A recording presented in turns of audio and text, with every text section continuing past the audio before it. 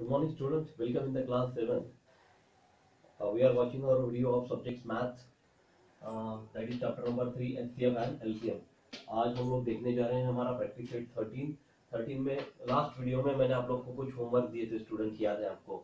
और question number 2 हम लोग देख रहे थे। क्वेश्चन नंबर 2 था find the HCF and LCM of the number given below, यानी कि ये दो नंबर्स आप लोग को दिए गए हैं, इसका HCF और LCM दोनों हम लोग को कैलकुलेट करना है और verify that their product is equal to the product of the given number. और दोनों का प्रोडक्ट जो भी HCF और LCM आएगा वो मतलब उनका मल्टीप्लिकेशन और वो ये दोनों नंबर का मल्टीप्लिकेशन सेम आता है कि नहीं, हमको वेरीफाई करना है। तो ये let's start problem number 2। Question number 2 में problem number 2 that is 46 and 51। तो हम लोग इसको सॉल्यूशन लिख रहे हैं बेटा। सॉल्यूशन में मैं यहाँ पे दो ढांचे इस तरह से बना लेता हूँ, 41 एंड 46 एंड 51। जैसे कि आप लोग को 46 के फैक्टर्स हम लोग को कैलकुलेट करने हैं। 46 इज द इवन नंबर होने की वजह से इसको दो का भाग आराम से जाता है। तो 46 divide by 2 that is answer is 23 and 23 एक प्राइम नंबर होने की वजह से इसको डायरेक्टली 23 का ही भाग जाएगा। तो आपका आंसर यहाँ पे आ जाता है बेटा 23 divide by 23 is 1, answer is 1। Then second number is 51। ये ऑड नंबर है, ऑड नंबर होने की वजह से इसको 3 का भाग जाएगा। 3 का भाग जाने के बाद 3 17 का 51, इसको भाग देकर देखिए आपका आंसर यहाँ पे 17 आएगा। और 17 is also a prime number, ये प्राइम नंबर होने की वजह से 70 divide by 70 and your answer is 1। तो अब हम लोग यहाँ पे इसके फैक्टर्स लिख लेंगे बेटा। 46 के फैक्टर है 2 इंटू 23 एंड 51 के फैक्टर्स है बेटा 3 इंटू 17। अब ये दोनों फैक्टर्स लिख लेने के बाद अब हम लोग को सबसे पहले यहाँ पे लिखना है एचसीएफ यानी कि हाईएस्ट कॉमन फैक्टर।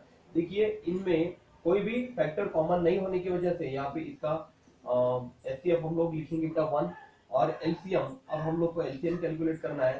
तो एलसीएम में हम लोग को हर एक नंबर को जितनी बार आता है उतनी बार हम लोग को लिखना होता है। तो 2 एक ही बार आया तो एक ही बार लिखेंगे, 3 एक ही बार आया तो एक ही बार लिखेंगे, 17 एक ही बार आया है और 23 भी एक ही बार आया है। तो इन सब का अब हम लोग को यहाँ पे क्या करना है बेटा, मल्टीप्लीकेशन हम लोग करेंगे। तो आपको पता है कि 2 इंटू 3 इज 6, 6 इंटू 17 इंटू 23 क्या होता है, मैं यहाँ पे कैलकुलेट करके बताता हूँ आप लोग को।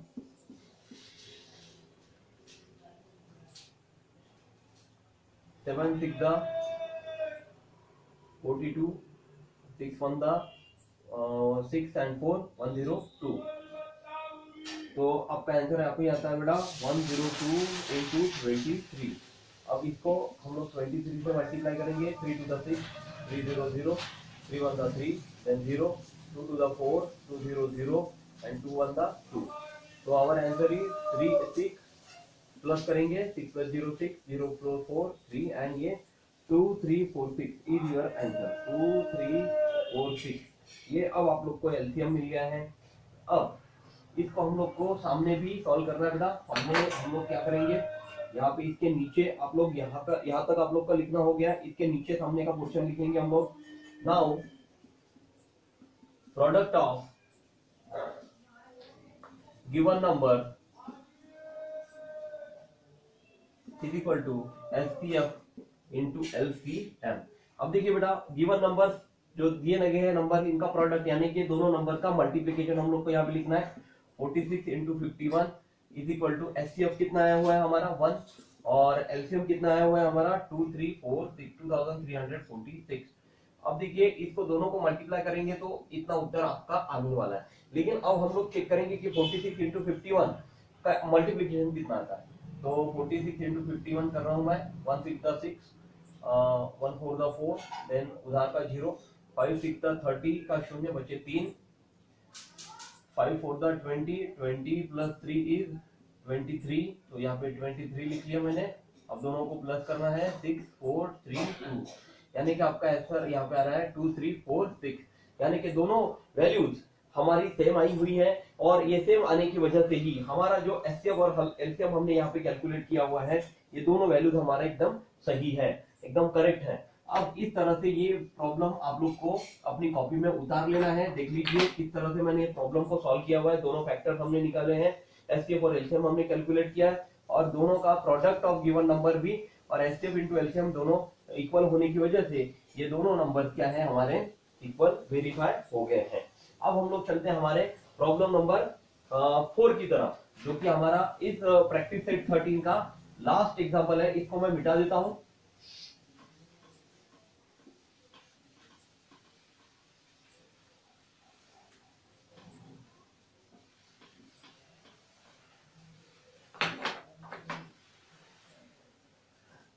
So let's start our problem number 4 that is 18 and 63। यहाँ पे मैंने दो ढांचे बना लिए बेटा। अब हम लोग यहाँ पे फर्स्ट नंबर 18 लिखेंगे, दूसरा लिखते हैं 63। अब देखिए ये 18 जो है वो इवन नंबर है और 63 जो है वो ऑड नंबर है। तो इवन नंबर को 2 का भाग आराम से जाएगा, 2 नाम 18, 9 को 3 का भाग जाता है, 3 किया 9, 3 को 3 का भाग जाएगा तो 3 एकम 3। तो ये हो गए फैक्टर्स ऑफ 18। अब हम लोग चलते हैं 63 की तरफ। 63 को ये ऑड नंबर होने की वजह से इसको 3 का भाग जाएगा बेटा, और 3 का भाग जाने के बाद आपका आंसर आता है यहाँ पे 21।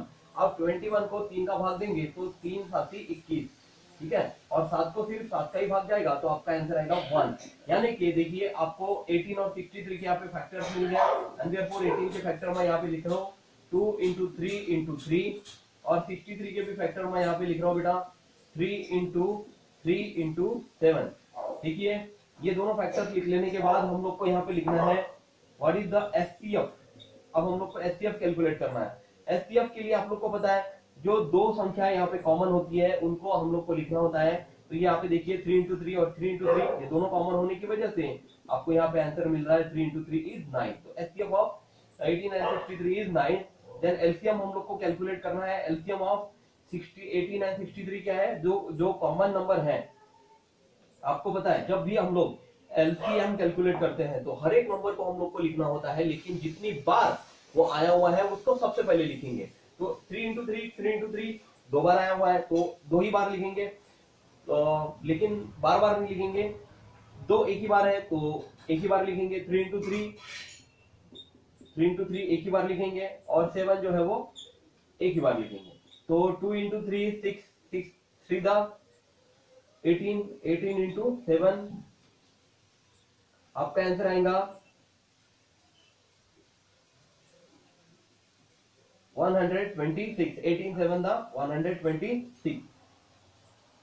अब हमने एचसीएफ और एलसीएम ये दोनों वैल्यूज यहाँ पे कैलकुलेट कर ली है।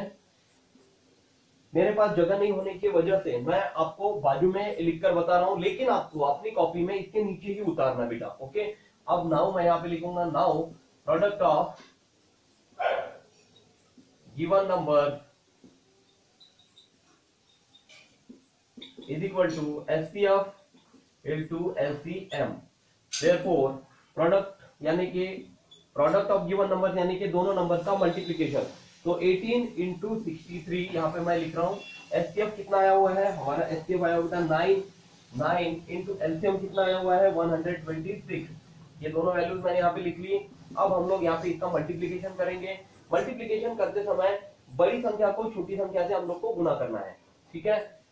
63 into 18, 8 या 24 के 4 बचे 2, 8 48 और 2, यानी कि यहाँ पे आएगा बेटा आपका 50 आंसर। उधार के लिए 0। एक 1 into 3 3, 1 into 6 6, प्लस करेंगे 4 3 एंड 5 plus 6 is 11। तो आपका आंसर आया यहाँ पे 1134। अब ये दोनों का मल्टीप्लीकेशन हम लोग करेंगे। मल्टीप्लीकेशन के लिए 126 into 9 करना है हम लोग को। 9 6 दा 54 और 4 बचे यहाँ पे 4 लिखेंगे, बचे 5, 9 दूनी 18 और 5 तो बेटा 23 के 3 बचे 2, और 9 एकम 9 और 2 होते हैं 11। तो आपका यहाँ पे आंसर आपको यहाँ पे मिल रहा है बेटा 1134। तो इस तरह से हमने प्रॉब्लम नंबर 4 भी सॉल्व कर लिया है। इससे हमारा अभी प्रैक्टिस सेट 13 के 5 प्रॉब्लम सॉल्व हो गए हैं, ठीक है। अब हम लोग चलते हैं हमारे नेक्स्ट पोर्शन की तरफ, वो है the use of LCM and HCF. LCM और एचसीएफ का यूज हम लोग को किस तरह से करना है, इसमें कुछ सॉल्व प्रॉब्लम दिए हैं, वो आप लोग अपने कॉपी से टेक्स्ट बुक से देख लीजिए, इसको सॉल्व करने की कोशिश कीजिए। अब देखिए बेटा अगले प्रैक्टिस सेट 14 में आप लोग को ये नए पैटर्न का यूज करना है। ये नए पैटर्न में आप लोग को एचसीएफ और एलसीएम किस तरह से कैलकुलेट करना है, ये सब चीजें मैं आप लोग को सॉल्व करके बताने वाला हूं। ठीक है, तो लेट्स स्टार्ट प्रैक्टिस सेट 14। तो यहाँ पे मैं प्रैक्टिस सेट 14 लिख लेता हूं। आशा करता हूं ये प्रॉब्लम आप लोग को समझ में आ गए हैं। इन दोनों प्रॉब्लम्स को आप लोग को अपनी फेयर कॉपी में एज इट इज उतारना है। ठीक है, और इस वीडियो को आप लोग और एक बार देखिए ताकि आप लोग को और समझ में आ जाए, और इसको करके देखने की जरूर कोशिश कीजिए। Let's start practice set number 14। यहाँ पे मैं इसको मिटा देता हूं।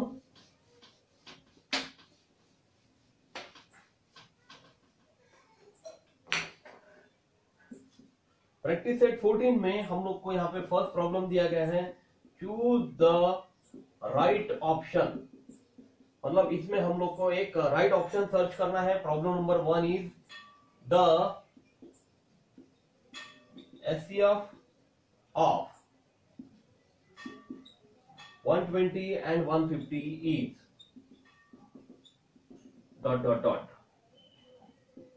Option number 1 is 30, second is 45, third is 20 and fourth is 120। अब देखिए बेटा, दो वैल्यूज आप लोग को यहाँ पे दी गई है 120 एंड 150। इसका एचसीएफ हम लोग को कैलकुलेट करना है। बहुत आसान है, आप लोग इसको आसानी से कैलकुलेट कर सकते हैं। ठीक है, और फिर भी मैं ये चाहूंगा कि ये प्रॉब्लम आप लोग खुद करके बताएं, इसलिए ये होमवर्क है।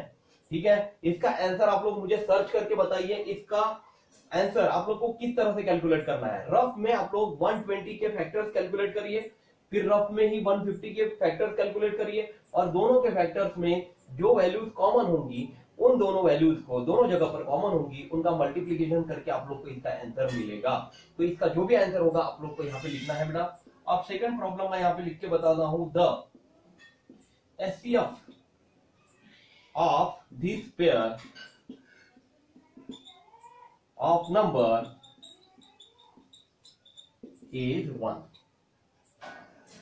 Is not 1। मतलब एक नीचे दिए गए कुछ पेयर्स ऑफ नंबर है, ऑप्शंस हैं, जिसमें इनका एचसीएफ एक नहीं है, ऐसी वैल्यू कौन सी है। तो इसमें ऑप्शन मैं यहाँ पे लिख के बताता हूं बेटा।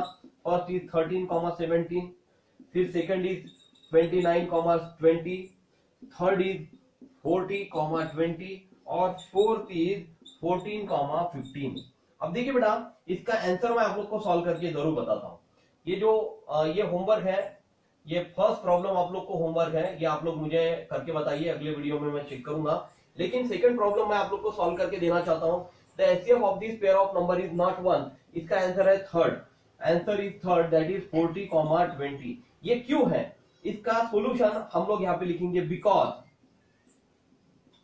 40 और 20 एक ऐसा नंबर है, 40 और 20 एक ऐसा नंबर है कि जो इवन नंबर होने के बावजूद इसके फैक्टर्स अगर हमने कैलकुलेट किए तो वो 1 नहीं आएंगे, 1 से कुछ और ही आएंगे। लेकिन बाकी के जो तीन ऑप्शन हैं, फर्स्ट ऑप्शन, सेकंड ऑप्शन और फोर्थ ऑप्शन, इसमें आप लोग को कुछ प्राइम नंबर दिए गए। देखिए बेटा, यहाँ पे 13 और 17 ये दोनों प्राइम है ना। ये 29 और 20 में ये 29 नंबर प्राइम नंबर है।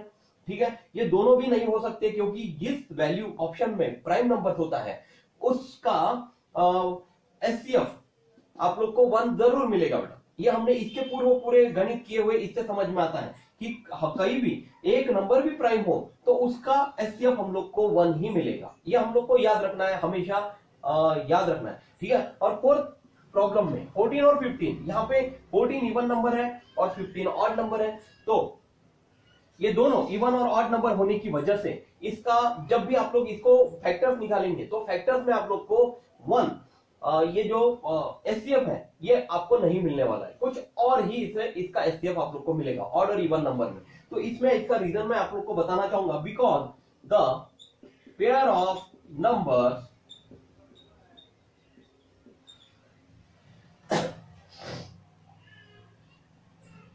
Are prime number and remaining options are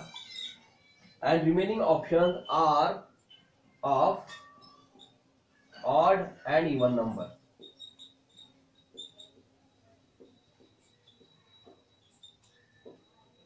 because the pair of numbers are prime numbers and the remaining options are of odd and even number. Prime number होने की वजह से और ऑड एंड इवन नंबर होने की वजह से इसका एचसीएफ जो है वो 1 नहीं आता है तीनों ऑप्शन में, लेकिन थर्ड ऑप्शन में इसका एचसीएफ जो होगा वो 1 नहीं आएगा, 1 से कुछ और ही आएगा। ठीक है, तो इस तरह से आप लोग को हर एक प्रॉब्लम को सॉल्व करना है बेटा। और ये होमवर्क मैंने दिया है वो अगले वीडियो में आप लोग मुझे दिखाएंगे। आशा करता हूं ये वीडियो आप लोग को पसंद आया है।